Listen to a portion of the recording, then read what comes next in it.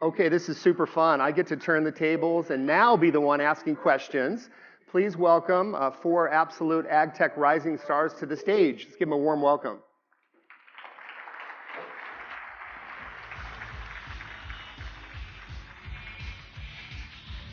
Welcome. Thanks, Ellie. Yeah. Scott, thank you very much. DJ, welcome. Shoot. I'm next to you. I forgot to grab one. Welcome. Here. Thank you. We joked that we'd forget to grab water on Yes, absolutely. Okay, now the real fun begins. And I'm really delighted to introduce and help showcase these very talented young AgTech entrepreneurs. We have Ellie, Scott, VJ, and Andrew. And to get us started, I'd love it if each of you would just perhaps share a bit of your background in the company that you're building. And let's start with Ellie. Yeah, thank you, Scott. We're happy to be here as well. My name is Ellie Symes. I'm CEO of the Bee Corp. We do data analytics on beehives to help growers ensure effective pollination. And my co-founder, Wyatt, and I have over a decade of beekeeping experience. We've really come at this as beekeepers. We started one of the country's earliest university beekeeping clubs with a $3,000 research grant at Indiana University. And with that, we ended up growing that club to over 300 members in the first couple months. So after encouragement from some funders at the university, we decided to put a business idea together and enter the IU Best competition, which Scott was a huge part of. We ended up winning, so thank you, Scott. Absolutely. And we won a $100,000 investment, and that really got us launched. Since then, we've raised a follow-on funding round with many of those best investors in Elevate Ventures. But this year, we received a $250,000 National Science Foundation grant to research how to take our first monitoring product for backyard beekeepers to the larger commercial space. And that really gave us the ability and training to do that. So their stipulation was you have to go out and interview over 100 of your end customers. And we thought that was a waste of time because we'd spent 2 years in the industry. And we already knew that growers rent beehives to pollinate a third of the food we eat globally. But what we learned from those interviews is those hives are priced based on the size of the colony inside the hive. And the only way to determine that colony size is for the grower to pay an inspector to come out and manually open the hives and estimate, oh, it's about 8 frames of bees in there. Now, this is obviously slow and inaccurate, but opening those beehives stresses the bees out and you lose 2 to 3 days of pollination time. So our company replaces that inspection cost by using infrared imagery and data analytics to predict the size of the colony. It's 26 times faster, more accurate because it's based on our database of over 40 million records, and non-invasive, so they don't lose any of that pollination time. Now we're starting in the almond market in California, where 80% of the world's almonds are grown. But even though we're based here in Indiana, we're finalizing contracts with one of the largest growers in the world, Wonderful Almonds. We've had relationships with the largest processor, Blue Diamond, who I know you guys all eat, and have established relationships with the trade associations. But we stayed here in Indiana because of the investor and mentor network we've grown, but also because of all the large established companies that are here in Indiana and in the Midwest, many of whom you'll hear from today. As an investor-backed company, it's really important to build those networks and relationships with strategic partners, and this region really provides a unique opportunity to do that. So we're really happy to be here. And when Beth invited me to be on the AgriNovus board, I was really happy to be a part of growing that ecosystem for entrepreneurs like us in the ag biosciences. So a little bit about me and our company and our journey. I'm happy to turn it to Scott. Yeah. Thanks, Ellie. Actually, maybe I'll chime in real quick and I'll turn it over to Scott. Ellie's remarkable. I think you can see that already. And we did create a competition at IU called BEST, which stood for Building Entrepreneurs in Software and Technology. And it was a way to really infuse entrepreneurship into the campus, School of Informatics, business, other majors throughout IU. And it was really, really a fun business plan competition. And when Ellie and her founders came in and kind of pitched Bee Corp, we were blown away, and really blown away by Ellie and her vision for where she was going to take the company. So we've been really honored to be an investor. And then I also should reference, Ellie was just awarded this year the Rising Star Award through TechPoint at the Mirror Awards. So you're just a great shining example of entrepreneurship here in the state of Indiana. Thank you, Scott. Scott also founded his company out of a different university in the state of Indiana, I'm pretty sure Purdue.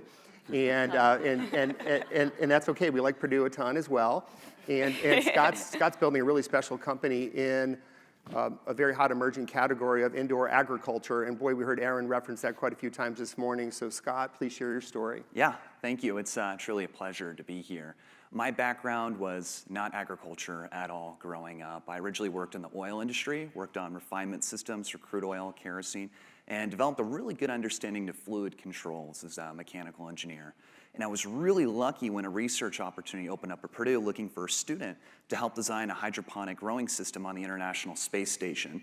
I was incredibly lucky to have been selected to that study, and more importantly, met my co-founder, who at the time was my coworker, Ivan Ball. He was an electrical computer engineer. The specific study, we're identifying the right wavelength of light using LEDs to reduce the energy consumption. There's a lot of hype that indoor agriculture can significantly reduce the water consumption of agriculture, and that's true. But you're bringing in indoor light, so it's very energy inefficient. He and I kind of a little bit disappointed to see the technology only being applied to these massive factories and not this kind of back to the future home growing device that we really wanted to see happen. Started prototyping in my college apartment and realized pretty quickly that this was an expensive hobby to prototype anything, and we obviously needed capital to continue that going.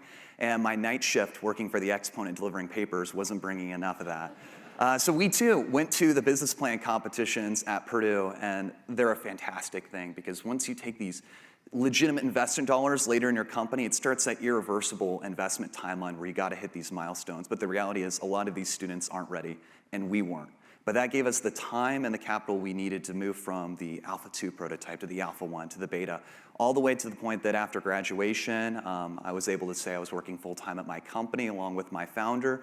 We've since hired some employees and have sold out of the Beta units that we began selling this year. So the device that we make is called the Grow Pod. It's an aeroponic appliance the size of a dishwasher that can fit under the counter, uses about 6 to 8 gallons of water per month, and can actually grow a full head of leafy greens on a daily basis while only using about $7 of energy on a monthly basis. And the business model we have is kind of like a Keurig K-Cup on steroids with IoT, where we have seed pods and fertilizers mailed directly to the user. They plant it in the machine. It's essentially an automated greenhouse, and they have control on their own food supply. Thank you. That's awesome, Scott. It's fantastic. In doing a bit of research for today, I watched a TED Talk that Scott gave that's on video, and it was phenomenal. It was phenomenal. So if any of you want to learn more about what Scott's building and see a great example of the TED Talk, check it out. It was really impressive. Thank you. VJ, okay, let's hear your story. And VJ, I hope you can weave in a bit of Techstars and what an accelerator is all about, because we heard earlier Thrive coming to Indianapolis and bringing an accelerator model, which is really outstanding. And VJ had that experience as well, so I'm hoping you might be able to weave that into your story. Yeah, sure. Happy to be here. Thanks to Beth for inviting me. She's a fierce warrior for Indianapolis startup community. Had the pleasure of meeting her at the World AgriTech conference in San Francisco earlier this year. Similarly, I didn't come from agriculture and or supply chain logistics. Former Wall Street banker, dropped everything to move to San Francisco, taught myself how to write code. Got a little bit of money for my first startup, but ran out of it really fast because I wasn't that good of an engineer. Turns out you need more than 9 months to figure that out. Got a job at Zynga and a couple other great startups to become a better engineer. And as I was doing that, I learned a little bit about supply chain and got really fascinated about how everything moves by truck, rail, and ocean containers. Studied that for 3 years, then got the opportunity to participate in the world's first kind of logistics innovation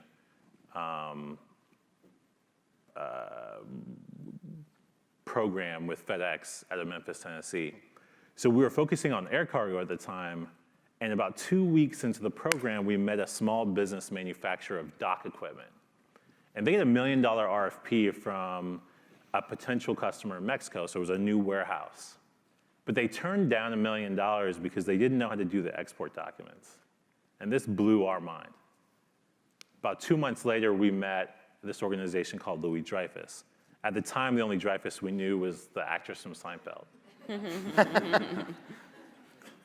But it turns out they were having, generating these trade docs was costing them as well. And then that's when the light bulb hit, and we said, wait a minute, you're telling me this $30 billion global ag merchant has the same problem as a 15-person small business? And then that's where Trade Lanes was born. Since then, we became subject matter experts in not only agriculture, but the agricultural value chain. We had to in order to get our foot in the door. So at Trade Lanes, we eliminate the manual paperwork needed to ship ocean containers. And it's this manual paperwork that dictates who owns the containers, when the goods can pass through customs, and when payment can be collected. The problem is that the error rate on these documents costs exporters over $300 billion a year. And so we've built this digital document room that starts with the contract between buyer and seller to booking freight. At every step of the value chain, we collect more information about that shipment, creating a single source of truth for every shipment. And that single source of truth eliminates document error rates, removes days from the supply chain, and saves exporters up to 80% on trade management. Most importantly, by leveraging our platform, exporters can get paid 30 days faster. Over the summer, we were lucky enough to participate in the Techstars Farm to Fork program, sponsored by Cargill and Ecolab. Actually, before I get into that, even though we started the company in San Francisco, the last 2-3 years, I've spent all in the Midwest. I've driven more farmland miles than I ever expected to in my career, and went past the covered bridges of Madison County, just really cool stuff like that. But looked at the backbone of what drives the U.S. economy.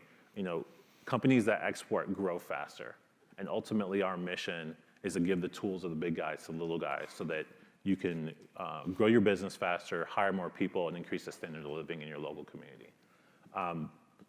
And by spending all that time in the Midwest, we got closer to customers, learned more about the problems that we're solving, and we're able to build better product to solve those problems. That's what got us into the Techstars Accelerator Farm to Fork. And by doing that, it was a game changer.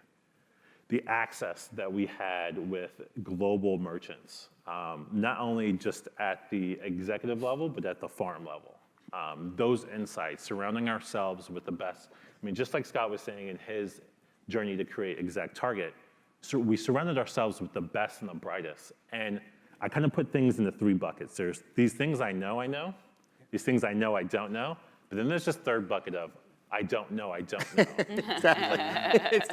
When you get started, that can be a big bucket. It is a huge bucket. Yeah. And the faster you can surround yourself with people who can identify the things you don't know, the faster you learn, the faster you solve problems, and the faster you can grow your company. Yeah, that's awesome, VJ. I'm really excited that with the Thrive announcement this morning, and then just a quick little sidebar on Techstars. So Techstars is one of the best, if not the best, accelerator globally. They have 45 to 50 programs all around the world. And when we've looked at our indie tech ecosystem, we've lacked an accelerator. And so delighted that just even over the last 3 months, Techstars has announced 2 accelerators here in Indy. One with the Heritage Group in advanced material science, and one in sports. And one of the nonprofit hats I wear is chairing the Indiana Sports Corp. And we've got this incredible 3-4 decade history in sports, and now a growing tech sector, and we're going to pull the 2 together with Techstars Sports. So this summer will be the first sports tech accelerator across the global Techstars network here in Indy, with corporate partners like the NCAA, Pacers, Colts, and the Motor Speedway. So a little sidebar around sports tech, but I think it's a blueprint for what we are doing and can be doing in bringing ag and tech together in a really unique way here in Indiana. So thank you for sharing that story, VJ. And then Andrew has really a really remarkable story and kind of 2 companies that he's had a hand in starting. And then I was thinking earlier when Mitch was describing my background and the big risk I took of moving my wife and 2 kids from Chicago to Indiana, that felt like a big leap. Andrew's doing the same, but he's actually moving to Uganda. So that's an entirely different level. So you've got to tell us about that. Yeah. So I guess I'll start with quantified ag. So about 3.5 years ago, I met a guy when I was doing my master's. He was actually kind of the tech guru for the university, and I was at the University of Nebraska in Lincoln. And so there's a lot of scientists that in the ag department specifically that get all these ideas and have no idea how to build them. So my partner Vishal was this jack of all trades for tech, and he would put all these things together. And then one day he went to a feedlot and he said, hey, we can monitor all these cattle with sensors. And so I was doing a master's at the time, focused on African food development. And he came into my office and said, hey, you're the cattle guy. Everybody says I got to talk to you. Start this company with me. So we started Quantified Ag, brought in our CTO, who is a very skilled programmer and developer. And yeah, it's been a 3.5-year journey, but we've gone through kind of all the iterations of development and design, and now we have on the market some of the first Fitbit for cows. So we make a smart ear tag that tells you the health in real time. And so we're launching that in the US and Australia in 2019 with our new strategic partner, Merck Animal Health. So that's kind of a big step that we made in that journey. About 11 months ago, because I had always had this African food thing in the back of my mind, and I've been there a ton of times, and I've done consulting over there on the side. About 11 months ago, I had a good friend of mine who is another consultant say, hey, the one US firm in Uganda is moving out, and I'm staying, and a couple global directors of some big farm implement companies who we're friends with basically told him, you need to hire Andrew or be a partner with him, and you guys need to start a new company. And so we looked at the market, we looked at all the models of consulting and development, and decided to launch a new company. So in February 1st is our filing date of 2018, we launched AgVision International. And that is a ag development and management company for East Africa. So it focuses really on basically, field to fork development of every step of the value chain, starting with the farmer, and then going through production, processing, packaging, all the way to retail and branded products for a market that literally has 2 or 3 brands. So the bucket, though, I feel I really wanted to comment on your comment on the bucket of you don't know what you don't know. Like, I don't know anything, I feel like. I was the non-tech guy in a tech startup, and now I'm the non-African in an African startup. So, yeah, that's a little bit of my journey and where our companies are at. When are you moving? I moved January 9th, and then we have to come back in April to have a baby, our third. But yeah, my wife's really excited for the journey. And we're taking other people with us. So we just hired a COO of a major grain trading corporation. We just hired a pilot because we have to develop a fleet of spray planes to be able to control pests on a lot of our customers' properties. So yeah, it's an interesting journey, kind of leaning into what we don't know and trying to build out an entire value chain for our country. So. Wow, good luck. That's exciting. That's incredible, Andrew. It was really interesting in the world of startups, when you develop a new idea, and I think even as you get to be a more mature business, trying to be really concise around kind of who you are and what you do is more difficult than you think. And Fitbit for cows that's as tight of a description as I've heard, and it really paints the picture, which is powerful. But I find that's an element we work on quite actively with our young companies and entrepreneurs, is really just getting very tight on messaging and value prop and describing what we do. Okay, wonderful. Thank you. Background and the really compelling companies all of you are building. Whole variety of topics I'd like to ask you about, and then we'll open it up for questions as well. Why don't we first start with team? You know, Mitch really asked me quite a bit about team culture, chemistry between co-founders. I'd love to get a sense of, you know, what you've looked for in your co-founders or early hires and how you thought about, you know, culture kind of from the beginning. And if you don't mind, Ellie, we'll start with you and kind of work our way down as well. And I'd also love for you to touch on kind of the dual meaning of Bee Corp. Oh, yeah. Absolutely. So you're exactly right. Team is everything. It's the people you're in the trenches with building the company. And I'm very fortunate to have Wyatt by my side. We've worked together now for, oh gosh, I'm going to mess this up. I think it's over 5 years, almost 8 years. We've worked together now for a long time. And in that time, we've spent a lot of time learning each other's styles. And that's not something that comes easily.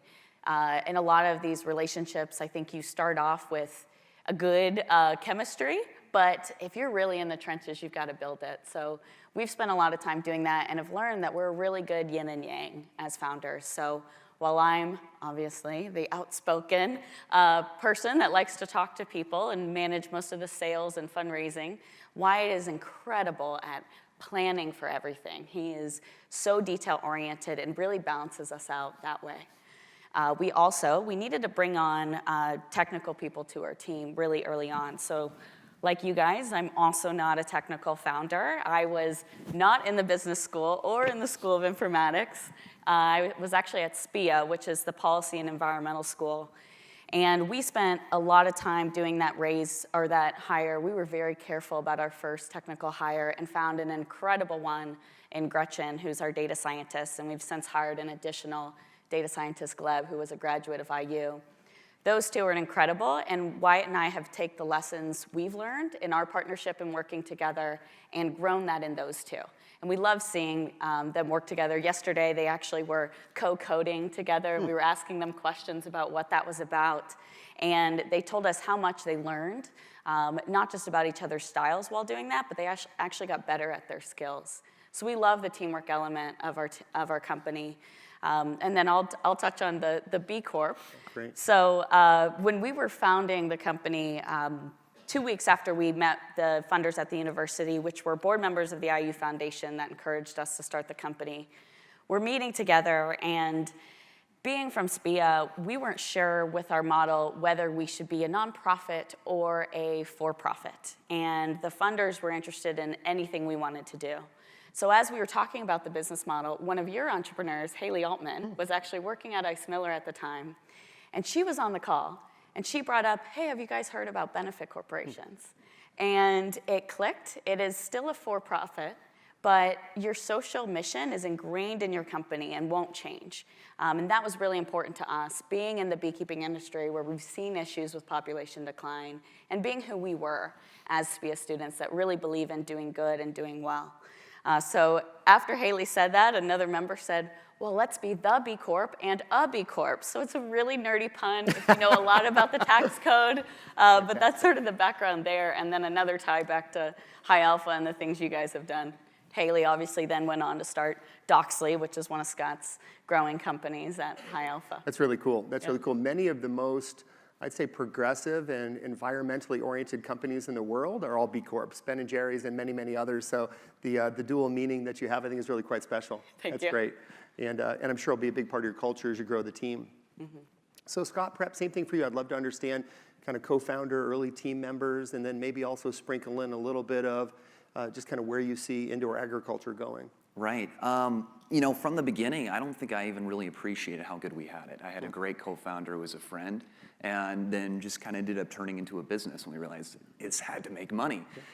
So from the beginning, I didn't really understand the importance of culture as a technical co-founder, because to me, it was either you had the technical skills or you didn't. It was one of the two. Right. And we quickly realized after we got some funding from the Accelerator event at Purdue and we started hiring people that that's not the case. And for me, it's humble, hungry, smart, and in that order. Humility, that there's been a lot of instances where I've been wrong about aspects. And I hope people aren't afraid to come up to me and tell me, you're wrong, and you're gonna crash this company if we don't change this course. And that's something that I think people just don't really appreciate enough, that it's not the arrogance factor, it's that you're almost hungry to be wrong. You wanna find these errors and knock them out as soon as possible. After that, I mean, the hunger, you know, you gotta have a legitimate drive, you gotta have some connection to the technology, you wanna have some experience in your life that you can say that this is gonna truly help people, and then smart, you know, the technical proficiency follows at the end. And when it's not in that order, you kind of get this conflicting mesh of like political agendas, and it can just get really, really complicated. So we're 3 full-time employees right now, and we have about 10 independent contractors working with us at the moment. But that's been one of the best strategies for us, is to start with independent contractors, let someone see whether or not they have the skills we need, and when it's top talent, we don't let them leave. That's when I, you know, latch out the W-4s and we try and keep a more permanent relationship. But MIT has an open ag program where they have a lot of technical students, almost hobbyists like we were, posting their open source software about indoor growing systems online. So there's no better way than to just literally go through their source libraries and weed out talent there. Yeah, that's great. That's great. Thank you, Scott. It's interesting, the contractor element. And, you know, Aaron referenced earlier that internships are an amazing way to kind of grow talent and, you know, kind of test chemistry and skill set, and then hopefully they become full-time employees, and contractors are a similar strategy. So that's great. That's great. VJ, how about you? What are some of your learnings along the way around culture and team building? Yeah, that's a great question. Ultimately, I've recently come to the realization that the team is everything.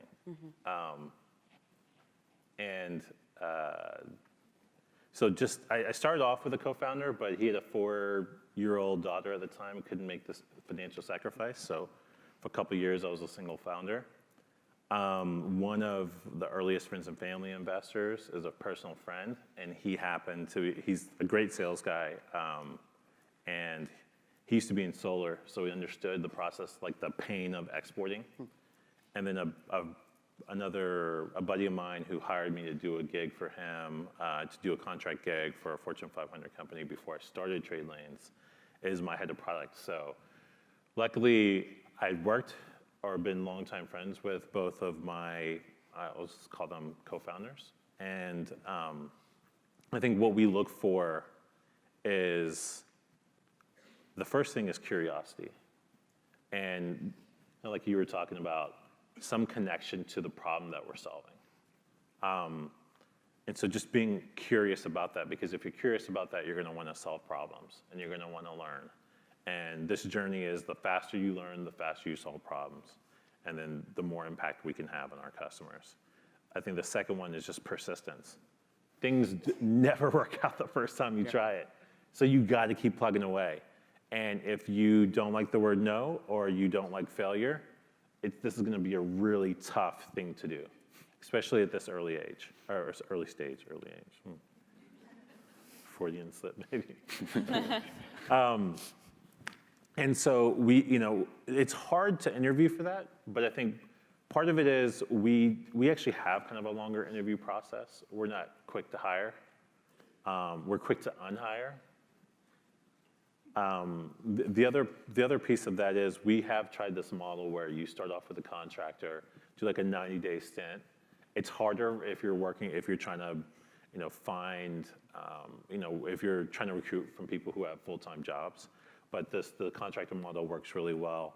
And then I think the third piece is integrity. The scenario I paint is, do everything as if your grandmother was looking over your shoulder. And I think that goes for just not only our interactions as a team, but with our customers, our stakeholders, and anybody that's outside of our company. So I think those are the first three. Those are the core kind of leadership principles that we look for, our core values. And then like some leadership principles are things like building trust, disagree and commit. Some of the things where, kind of building on what you talked about, you're not always gonna know. I actually really excited when I'm wrong. Because I know I'm wrong a lot, but either I'll admit it after the fact, but like when it happens in a meeting, then I know that we're setting the right culture and we're setting the right atmosphere to push the boundaries. Yeah, that's great. That's great, VJ. When we're starting new companies, once you kind of hire the founding team and you're very focused on build a product, early customer development, and then also building your team, and then culture, and values start to take shape. And we work a lot with our young companies on creating core values and creating 3, 4, or 5, and creating values that are really unique and speak to the identity of the company. And one of my favorite examples, and you made me think of it, VJ, is a company called Campaign Monitor in San Francisco, offices in San Francisco and Australia, and one of their core values is make mom proud. And mom really with a nod toward their Australian founding and culture, but make your mom, or grandmother proud. That's a really powerful core value. I mean, that really, kind of drives a lot of thinking and probably the right behavior as well. And then one other story I wanted to just share really quickly around curiosity in the beginner's mind. So, as Mitch referenced, we were acquired by Salesforce in summer of 2013, and I stayed with Salesforce for a year, integrating the company and running the marketing cloud, and had the privilege of working for the CEO of Salesforce, Mark Benioff, who's just an incredible, iconic visionary within our industry. And I was, unsure what it was going to be like to have a boss for the first time in many years, and in particular one as kind of famous and notable as Mark. And he came to Indianapolis, and we were going to do our first one-on-one. And he's a phenomenal visionary, but also a great manager. We had weekly one-on-ones where we focused on our 3 top priorities. So this is my first one-on-one, and we were to meet over at the Conrad Hotel. So I run over the Conrad, nervous, anxious. First time I've really had a boss in kind of many years. And Mark, he wasn't there. He was nowhere to be found. And I'm kind of waiting and waiting and waiting. And his assistant, Joe, he's over at the mall. Why don't you go over and meet him? And I was like, he's at the mall? And he's like, yeah, he's over at Circle Center. It's like, huh? Really? And he's like, well, why don't you go over and maybe you guys do like a walking one-on-one? And I was like, okay, I'll give it a try. So sure enough, I go over to the mall, and Mark, over 10,000 employees running a multi-billion-dollar company, he's actually in the AT&T store interviewing a sales associate about their IoT and connected home products. And the sales associate had no idea who she was speaking with, and it was just pure curiosity. It was just pure learning, beginner's mind. I want to learn about connected home and where IoT is going, and he's doing it in a shopping mall at their level of company scale. That was really impressive to me. It was kind of a reminder that I need to be more curious, and you need to have the beginner's mind at like all stages, right? That was really something. So I'm glad you referenced that, VJ. Andrew, how about you? What are some of your learnings or kind of guiding principles around team and culture? I definitely say with AgVision International, we look for people that kind of have a deeper yearning, and I use my wife as kind of the ultimate sounding board for anybody that's going to be a high-level employee. They have to pass her test. She has better intuition than I do, so I don't try and overstep that boundary. But when I was starting to bring on some of the partners in AgVision, it's Africa, and guys that have been there a long time are pretty rough around the edges and pretty scrappy, but can be off-putting to a very politically correct American. So I bring my wife over last summer as we're kind of finalizing some of the company documents, and the one guy that I'm terrified she's going to hate, she just falls in love with him. She's like, he's got to be a partner. Like, write him in. Like, he's in for the long haul. I was like, okay, perfect, great, we're off and running. So, I mean, my main co-founder, they've always been open communication between him and I, and so as we bring those people on, with him, it's becoming more like an actual family bond, like we're brothers in this, just because that's the level our relationship's gotten to over the past several years. But with every new partner, we know they're really anxious to kind of come in and please us and work to our level. And when they're coming in and they're saying, I want to be in that inner circle. Like, we just hired he's a COO of a major corporation, and he's bored out of his mind.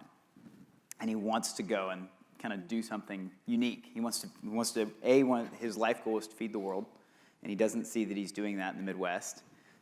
I would argue with him that he probably is, but he wants more of an adventure. And he's a really high-integrity guy that's just gotten really burned out with corporate America. And so he's coming to us, and as we're bringing him into this process, it's a long. Our hiring process is very long, because I then have to send them overseas with their family. But as we're bringing him into this process, he's texting me every day. He's like, what's going on today? What's going on? And I'm like, just calm down. We've got your timeline. You're in the team. You're part of what we're doing. And he's like, I feel so left out. I have to be there. He's like, I might just get my wife to move 6 months early. And I'm like, okay, whoa. So those are the kind of people we're trying to attract. And we've been very fortunate in Nebraska. We've been very fortunate kind of in the Midwest in general. We've been pulling a lot of people out of Kansas and Iowa and Texas. And, young people that are entrepreneurially minded. A lot of them come from farming backgrounds. And so a lot of times if they're young enough, I'll meet their parents, because their parents are like, why are you sending my kid to Africa? Right. Which gives me a little bit of insight into their work ethic and their upbringing. And kind of some of that integrity level as well. It's a full family interview. Yeah, that's excellent. What have you told your parents you're doing in Africa? Right. Have you told your parents? So that's been a very interesting journey in that. How do you build a team that is going to span 2 continents, but we're still a very young company? And then we're also integrating. So one of our big strategic partners is probably going to be building one of the largest farm developments in Africa over the next 10 years. And we're running their Uganda operations. They're a very well-established company. They're on the Indonesian stock exchange. They're massive, and they are very corporate, top down, heavy corporate structure. And we're having to integrate with that because we're the scrappy guys on the ground building farms and building supply chains and logistics and everything else. And their CEO came to me when I was down in Jakarta visiting him, and he's just like, "This is so much fun." He's like, I feel like I'm part of your company. Right, and absolutely. So it's building that team dynamic at every level. And now letting some of our really young employees, we have a kid that's 20 who's running a whole division for us and going to school. And he asked me Monday, he said, "Can I hire a couple interns?" And I said, "Well, you've got your budget. Like, if it's in there, go ahead." And I left yesterday, and he's got 2 guys walking in the office for interviews. I said, Wow. All right. Give them freedom and see what they can do. So, I like I don't know if it was Steve Jobs or somebody in the tech community, but they said, don't hire good people and stand in their way. Tell them what to do. Hire good people and let them do their job. Yeah, that's great, Andrew. I'm really glad you touched on the partnership between large companies and startups. And, that's just kind of, one note I'd kind of love to share with the audience, that big companies need startups and startups really need big companies. And I'd encourage you to lean in and try to find that intersection, because that's really, really what can be powerful. Startups need customers and partners and big cos that have scale. And big companies want to think differently and want to think quickly and want to be agile and want to be able to make decisions and change directions. And if we get that marriage right between big companies and startups, a lot of good things happen, really for all constituents. We have 3 or 4 minutes left. If any of you have questions, please jump up to the mic. I would love it if we had a question or two.